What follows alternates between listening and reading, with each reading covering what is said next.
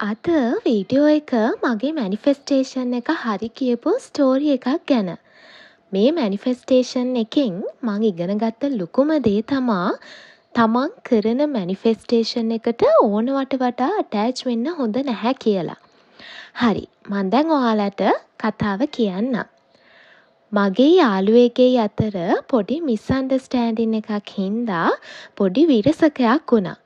ඊට පස්සේ අපි කියන්නේ අර වැඩිය ඇයි හොඳ අයියක් නැහැ කියලා. අන්න එහෙම සිටුවේෂන් එකක් තමා තිබ්බේ. හැබැයි ඉතින් වෙනදට තිබ්බ ඒ කමියුනිකේෂන් චැටින් නැති නිසා මට ටිකක් අප්සෙට්. ඊට පස්සේ මං කළේ ඉන්ෆිනිටි ටෙක්නික් එකයි ක්ලවුඩ් මෙතඩ් එකයි. හැබැයි ඇත්තටම මට ඒ දෙකම ඒ වෙලාවේ වැඩ කළේ නැහැ. රීසන් එක උනේ මං ඒ දවස්වල ඇත්තටම ඒක ගැන දුකින් හිටියේ. ඒ කියන්නේ වෙනදට මං WhatsApp ස්ටේටස් එකක් දැම්මම ඒවට හරිම ලස්සනට මගේ යාළුවා රිප්ලයි කරන කෙනෙක් තරහ වුණාට පස්සේ ස්ටේටස් එක බලනවා විතරයි no reply. හොඳ යාළුවෙක් තරහ වුණාම ඉතින් ටිකක් අවුල් යනවනේ ඕනෙම කෙනෙක්ට. ඉතින් මං යාළු වෙන්න ඕනි කියලා පිස්සුවෙන් වගේ ටෙක්නික් කළා.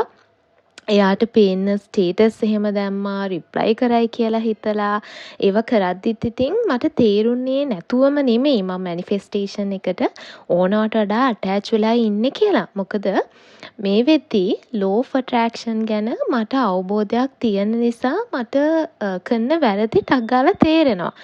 කොච්චර තේරුණත් ඉතින් ළමයි මාත් මිනිස්සෙක් විදිහට සමහර වෙලාවට මට නොදැනීම මගේ මැනිෆෙස්ටේෂන් වලට මම අටෑච් වෙනවා.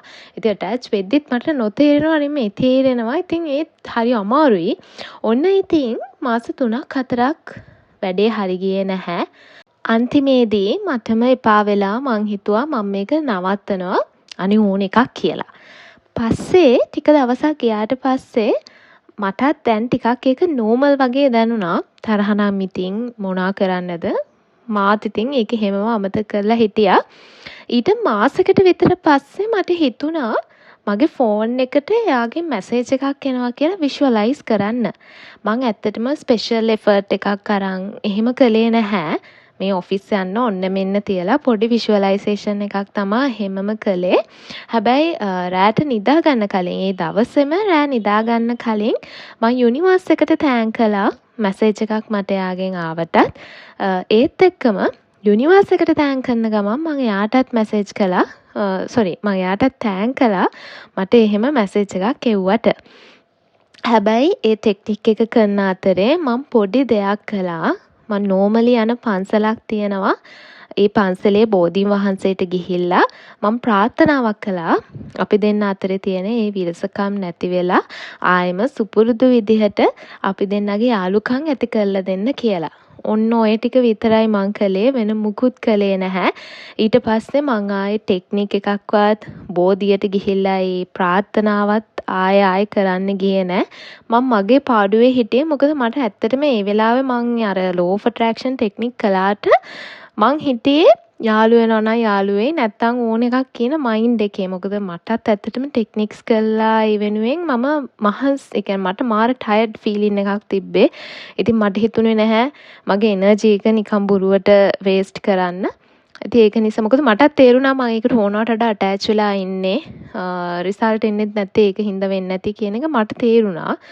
ඉතින් ඒක නිසා මම අතහැරලා අර පොඩි ටෙක්නික්ස් දෙක තුන ඊට පස්සේ කළා. ඔයාලට කියන්න හරියටම දවස් 5කට පස්සේ මගේ යාළුවා මට මැසේජ් එකක් දාලා තිබ්බා. මැසේජ් එක ආපු වෙලාවෙත් කොටින්ම කිව්වොත් එයාගෙනම මැසේජ් එක ආවේ කියලා මට හිතුනේ නැහැ. මොකද මං ඒක එක්ස්පෙක්ට් කරගෙන හිටියේම නැහැ. සැරින් සැරේ ෆෝන් එක බැලුවේ නැහැ මැසේජ් කරයිද නැද්ද කියලාවත්. මැසේජ් එකක් එන සද්ද ඇහුනහමත් මං අඩුම ගානේ බැලුවෙත් නැහැ. මොකද මගේ ඇටැච්මන්ට් එක සම්පූර්ණයෙන්ම ඒ වෙද්දි නැති වෙලා තිබ්බේ. පස්සේ එයාගෙන ওই මැසේජ් එක ඇවිත් තියෙන්නේ කියලා දැක්කම ඔයාලට කියන්න මට මාරම පුදුමයි. මං ඒ වෙලාවේ ඇත්තටම හිතපු දෙයක් තමයි මේ යුනිවර්ස් එකේ ඇත්තටම අපි හිතන්නේ නැති එනර්ජි එකක් තියෙනවා. ඒක ගොඩාක් අය ගොඩක් අයට කියන්නේ අපිට තාම හරියට මේක මොකක්ද කියන එක තේරුම් අරගෙන නැහැ අපි.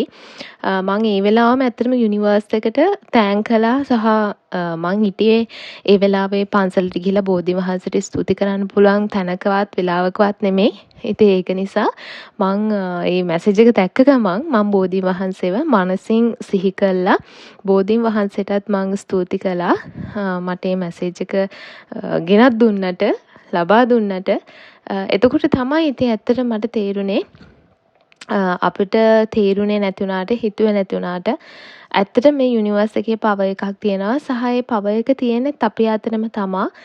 මොකද මේ වගේ මැසේජ් එකක් එවයි කියලා කිසිම පොසිබිලිටි එකක් මට ඇත්තට මේක ඉන් ඩීටේල් මේ වීඩියෝ එකේ එක්ස්ප්ලেইন කරන්න අමාරුයි. හැබැයි කිසිම මැසේජ් එකක් එයාගෙන් එන කිසිම විදිහේ පොසිබිලිටි එකක් ඒ වෙද්දි තිබ්බේ නැහැ. ඉතින් මේ දේවල් කළා මේ මැසේජ් එක ආවගම මට මාරම සර්ප්‍රයිසිං ෆීලින් එකක් තමයි ආවේ.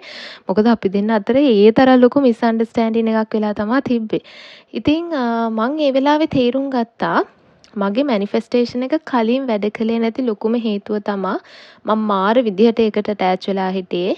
අද මැසේජ් කරයි මොකද මම ටෙක්නික්ස් කරනවානේ. ටෙක්නික්ස් කරන ගමන් මං හිතුවා හරි. අද මැසේජ් කරයි හෙට මැසේජ් කරයි මං ඔන්න ඔය විදිහට හරිම අර බලාගෙන හිටිය ටයිම් පීරියඩ් එකක් තමයි කලින් තිබ්බේ. හැබැයි පස්සේ මං සම්පූර්ණයෙන්ම ඒකෙන් අයින් වෙලා මිදිලා වෙනව නම් වෙයි නැත්තම් ඕන එකක් කියන මයින්ඩ් එකක තමයි හිටියේ. ඔයාලත් මැනිෆෙස්ටේෂන් එකක් මොකක්ම හරි එකකට කරනවා නම් ඕනවට වඩා ඇටච් වෙන්න එපා. වෙනව නම් වෙයි නැත්තම් ඒත් මං සතුටින් කියලා මයින්ඩ් එක හදාගන්න. ඒක තමයි හරිම ඉම්පෝටන්ට්. මම දැකලා තියෙනවා ගොඩාක් අය ඔය පුද්ගලයන් මැනිෆෙස්ට් කරන ප්‍රොසෙස් එකේදී ගොඩක් අය හිතනවා එයාට එයාලව මැනිෆෙස්ට් උනේ නැත්තම් සතුටින් නෙමෙයි කියලා. ඒ මයින්ඩ් එක හින්දා තමයි ඔයාලගේ මැනිෆෙස්ටේෂන් එක ඉක්මනට වෙන්නේ නැත්තේ. ඒක ඔයාලට ඔයාලගේ මැනිෆෙස්ටේෂන් එක ඉක්මනට කරගන්න ඕන නම් ඒ වැරද්ද කරන්න එපා. වෙනව නම් වෙයි. ඒක උනේ නැත්තත් ඔයා සතුටින් කියන මයින්ඩ් එක ඔයා හදාගන්න අනිවාර්යෙන්ම. ඒක තමයි මැනිෆෙස්ටේෂන් එකක්. අමාරුයි මං කියන්නේ ඒක ලේසි කියලා. මෙච්චර ලෝ ඔෆ් ඇට්‍රැක්ෂන් ගැන වීඩියෝස් කියන ඔයාලට මටත් ඒක ඇත්තටම සමහර වෙලාවට අමාරුයි. මං කලින් කිව්වේ මට කලින් ඇත්තටම මේක කරගන්න ගොඩක් අමාරු වුණා. ඒක ලේසි නෑ සමහර වෙලාවට. හැබැයි ඒ මයින්ඩ් එක හදාගත්තට පස්සේ ඔයාලටම තේරෙයි මැනිෆෙස්ටේෂන් ස්ටක් ගාලා වෙනවා. ඒක මේ ලෝ ඔෆ් ඇට්‍රැක්ෂන් වල තියෙන මේන්ම රූල් එකක්. ඉතින් මට ඕක තමයි කියන්න ඕනුනේ. ඉතින් මොන හරි අහන්න තියෙනවා නම් අහන්න. එහෙනම් ඊළඟ වීඩියෝ එක අරන් එනකන් පරිස්සමෙන් සතුටින් ඉන්න.